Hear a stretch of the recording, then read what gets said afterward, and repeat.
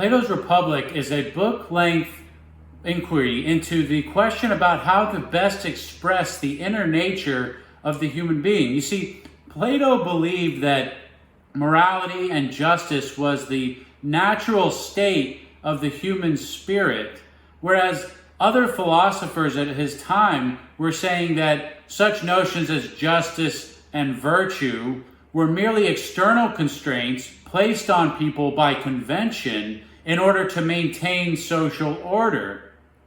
Plato was responding to people who had that kind of point of view.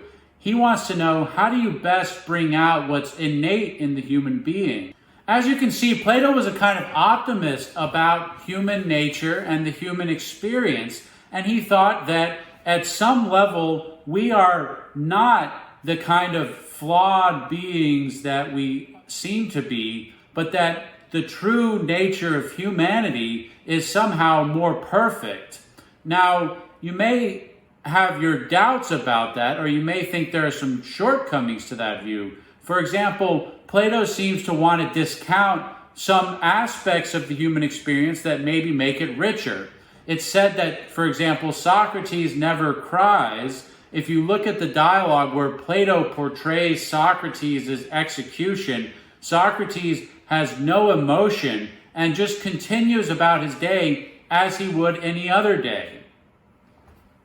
So are these sort of messy and improper parts of the human experience essential to what it is to be human? Plato thinks that what's essential to humanity is their most noble features. So for our purposes, we pick up in this book where Plato is talking to an interlocutor named Thrasymachus, who represents someone that Plato thinks doesn't have a head square on their shoulders. Thrasymachus is trying to invert the normal picture whereby justice is a virtue and injustice a vice. So Thrasymachus acts as Plato's counterpoint, Plato trying to argue that the just life is the happy life. The question we confront is, to what extent is injustice profitable? Lying, cheating, and stealing to get what you want. In some sense, these are efficient means to get what you want.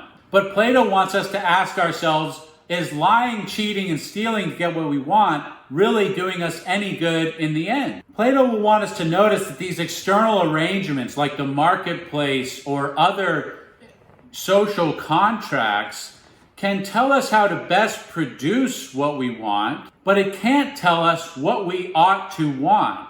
In order to know what we ought to want, we have to do some deep reflection on the nature of ourselves. Now, it seems like at first glance, being unjust is going to provide some advantage to us. The just person restricts what they can do to attain their ends in accordance with some ethical standard. But whatever is off limits for the just person is not off limits for the unjust person who doesn't constrain their actions according to a moral standard. So if the just person has this much range of things they can do to attain their goals, the unjust person has that much and more. So the unjust person seems to be at an advantage for obtaining the ends that they desire. Now you might say, if you cheat and lie and steal enough, people are going to pick up on that and they're going to boot you out of the game altogether. So ultimately, the unjust person is worse off when trying to attain their ends. But then you might say, well, not all ways of being unjust are going to be detected at all times. People are going to be on the lookout for certain things, but they may miss other things. So just as well as the unjust person can learn how to get what they want through dishonest means, they can learn which dishonest means are bypassing detection. So the unjust person still seems to have the advantage. They can still do things dishonestly in maybe ways that we don't expect. So let's assume then that the unjust person is in a better position to attain their ends and satisfy their desires. Why then be just? If life is about satisfying our desires, well, maybe it's not simply about satisfying our desires. Maybe there's something in what Plato was saying, that there's a sort of natural state for our soul, and we need to figure out how to best express what's already inside of us rather than worrying too much about how to get the things outside of us, how to satisfy our external desires. Now, Thrasymachus doesn't have that Platonic point of view. In fact, he wants to go so far as to say that injustice is going to make you stronger. And he has in mind here great rulers who rule with an iron fist and have the power to subject everyone to their whims. So Thrasymachus is thinking of injustice as a kind of power. To be unjust makes you more powerful. Plato wants to disassociate this notion of power from virtue, but Thrasymachus thinks that power and virtue are one. This is the kind of way of thinking whereby might makes right. If you have the power to say what goes, then that's what goes. But even if injustice leads to a better ability to attain ends, it can't be considered a virtue because it doesn't have the features of virtuous activity. So virtue is not just about attaining ends, if it's about that at all. It's about how you attain those ends. So the ends don't justify the means for Plato. There's something very important about how you go about carrying out your attempts. So injustice is a vice because it resembles bad ways of going about things, but even if it is a vice, can't it make you happy? I mean, if you're dishonest and get the things that you want, won't you end up being happier than the person who's honest but ends up with nothing? Not so fast, says Plato, because injustice cannot cultivate well-being in this deep sense. You've probably had the experience of purchasing a new good, and then it loses its luster, and all you want is the next thing. There's this character about external desire where it's endless, unquenchable. And that's led some philosophers to be very pessimistic. Schopenhauer, for example, will say that because desire is like this dragon eating its own tail, we have to live in this state of discontent all the time. Plato's going to take a more optimistic route and say that we can cultivate well-being. And injustice is precisely working against that. First of all, injustice, dishonesty, and so on divide and separate people rather than bringing them together. Not only do they divide and separate, not only do they divide people against one another in groups, but they divide the individual against him or herself. And working together as a whole allows you to create and produce much more than you would have been able to on your own.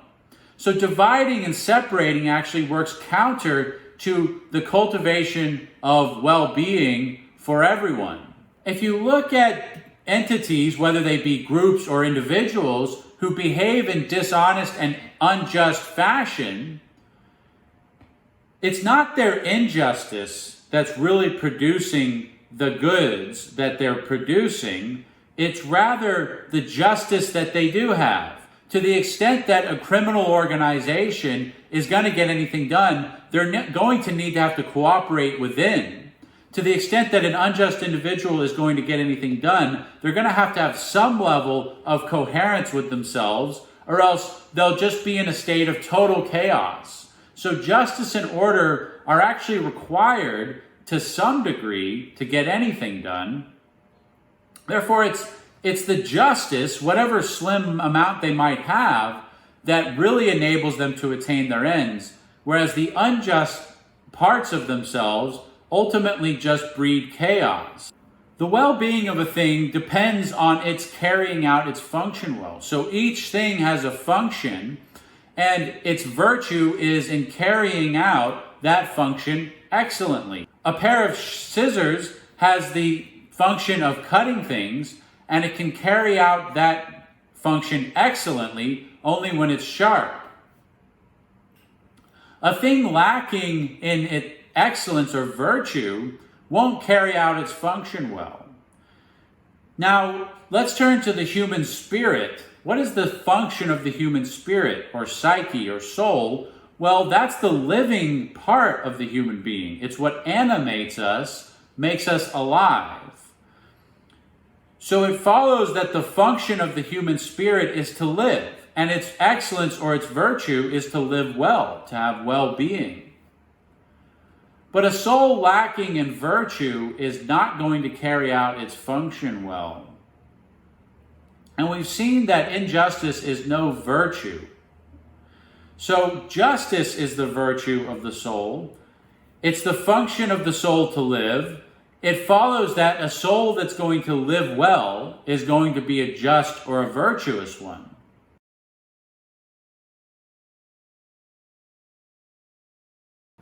The bigger picture is that Plato conceives of morality as caring for one's soul. In the same way that watering a plant is going to help it live its best, carrying out moral and just activity is going to allow the soul to flourish. Morality is a necessary condition for the soul's well-being. Even if we do suppose that injustice allows us to attain worldly ends, we need to distinguish between well-being and the attainment of worldly goods. Now, is it possible to have well-being in the complete absence of worldly goods, or do these two things need to somehow come together? What's the relationship between worldly goods like money and so on and genuine well-being? We'll address that question in the next portions of the course. The Stoics are going to say that well-being depends only on our internal character, only on morality. That is to say, morality is necessary and sufficient for well-being.